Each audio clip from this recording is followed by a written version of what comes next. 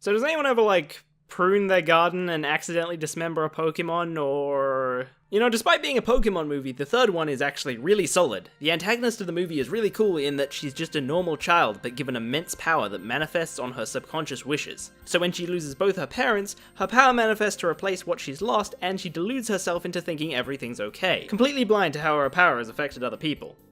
She subconsciously dreams back her father symbolically as an Entei, and subconsciously ends up stealing Ash's mother to replace her own. She creates a crystal palace and locks herself away from anything real, and this is really cool for multiple reasons, but the thing that really gets me hard about this little girl, the thing that really inspires me about her characterization, is that the logic of her character allows her to fulfill her purpose in the plot by doing nothing but trying to distract herself and have fun. She even tries Pokemon battles and wishes herself as an adult and becomes, really hot. Still illegal! Don't know what you're talking about, she's a main character.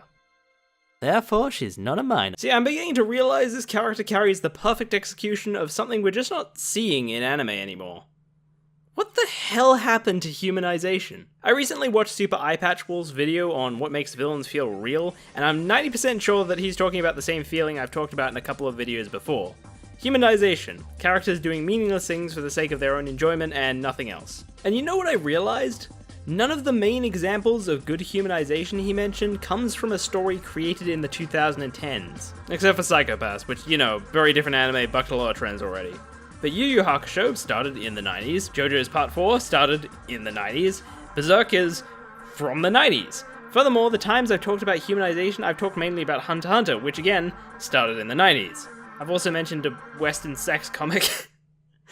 But the only other times I mentioned it in anime was in Mother's Rosario and Sword Art Online 2, which isn't before the 2010s, but it's worth noting that a lot of those things were pushed to the background, and I can't help but think that's missing potential when compared to this. If humanization hasn't disappeared completely, then it's certainly been severely gutted. Make no mistake, the landscape of anime is changing, hell, improving even. I could complain on and on about fan service, but honestly, that's starting to die out. People are realizing that if fan service was effective, hentai would be mainstream. I mean, two of the biggest hits from the last couple of years have had little to no fan service, so it might even be accurate to say fan service hurts good anime. Arguably, the most explosively popular anime in existence has zero fan... Does that count? We're really starting to trend a lot closer to what makes good anime good. People are realizing the power of plot twists and character deaths and other ways to shake up a narrative to make sure it's always changing. Perhaps more importantly though, filler and anything that resembles it is widely becoming known as a bad thing. But I think in hard-focusing plot, we've not only started to encounter more exposition, but we're starting to remove meaningless scenes. At least that's what we thought they were. Characters all too frequently now have become vehicles for the plot, and even their own character arcs. They very rarely get to just have fun for the sake of pure fun, which I think is the core of humanization. Hero Aka, for instance, has moved at this blistering pace since its start, and I do love it for that. Giguk was right, it's shonen drilled down to its purest form, but I think some of the fat that was cut was actually healthy. Some of it does appear in the episode directly after the first major conflict, and that makes sense. It's the one place you'd think all of the things would settle down enough to let the characters enjoy simple pleasures of life. But it's all kind of squeezed in where it fits, little movements that can go along with all the exposition. Because the second one arc ends, we start preparing for the next arc, and there's nothing inherently wrong with that. The pacing becomes faster and we get bits of character depth fit in between, and it's still good. It's fleshing out the characters and giving them depth, but humanization is something different. It's another engagement we're now totally missing out on because we've begun to take this hardline approach to storytelling. We don't see a villain enjoy his day anymore. We don't see creatively playful food fights anymore. We don't see two guys having a naked water fight. Not that I wanted to see we don't stop anymore to hard-focus humanization, and I think as a result it comes off as weaker. It's nice to see characters dicking around in the background, but without putting significance and focus on it, it's hard to ensure that your audience even notices or concentrates on it. Fast pacing is good, but humanization is good too, so how do you get both of them in their strongest form? Well, this is where Pokemon comes in. It's simply a matter of writing logic for it into the plot. It really doesn't help that in an attempt to make things high stakes, any logic for characters to enjoy themselves is taken away. But with Pokemon battles, something done for enjoyment, supposedly, all the major conflicts of the story can be done with a smile. This is what people and the Pokemon in the story do for fun. And with its own world, Pokemon can really play down the idea of pain within its universe. Something that things like Hero Arca can't really do by establishing itself as the real world but with superpowers. There's something very humanizing and cathartic about the first battle in this Pokemon movie. It's all very nicely animated, but the characters just look like they're having fun, and in unique and interesting ways. This is what makes the main antagonist Molly so genius. She's just a little girl trying to distract herself and have fun, and while her character is undoubtedly creating conflict in the story, she has the logic to be humanized 100% of the time she's in her deluded state. While the heroes travel her castle to get Ash's mother back, this character stops them and challenges them to a battle. Not because her life is on the line, not because it's her mission. She does it because she wants to have fun.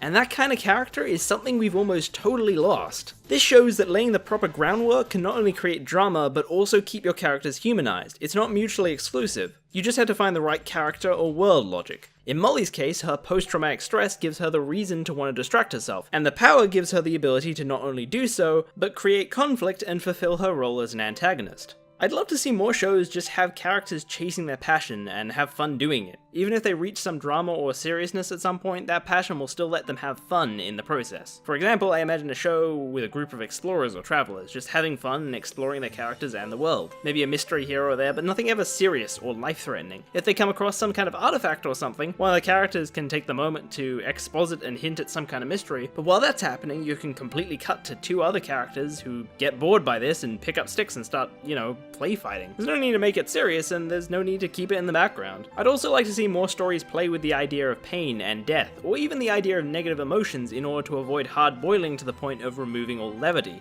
So, yeah. Why were the Unknown even throwing around their power to begin with?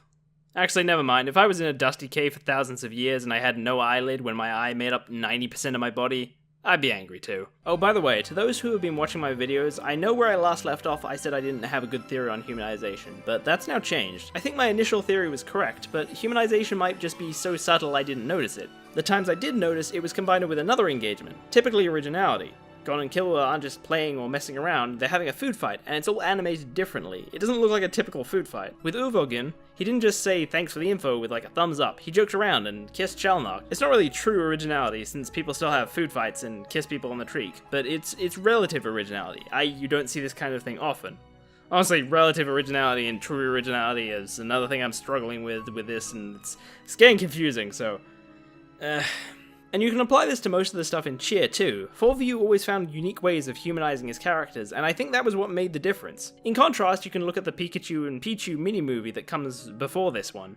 It's nothing to write home about, but it's decent. But in terms of humanization, there's a lot of just being happy and enjoying yourself rather than anything particularly unique. But I can kind of feel it with this hat thing if I concentrate.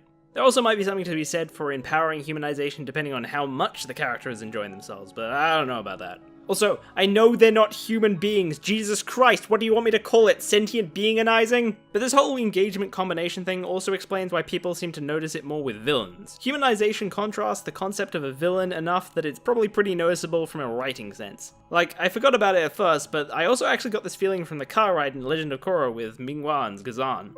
And it's probably for this reason. And with this movie, it's a unique thing. It's not just a father playing with his kid, it's him pretending to be a Pokemon and her riding on his back. And when she actually has an Entei, instead she's riding on the back of that. Also this little wiggle. And all this huggy dancing thing around the Pokemon probably fulfills this theory as well. So, the unique Namosaurus not knowing how to end a video arc continues.